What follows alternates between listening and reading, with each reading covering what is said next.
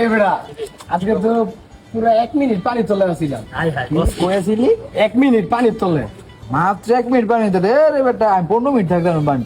15 minute লাগা বাজি দেই 15 মিনিট থাকতে পারছিস কি বাজি বুঝিস কি বাজি কো? এই যে মোবাইল বাজি মোবাইল কিন্তু ভাই আমি আর পরে ফেরত দিতাম না। দাও লাগবে কিন্তু ভাই তুই কিন্তু সাক্ষী।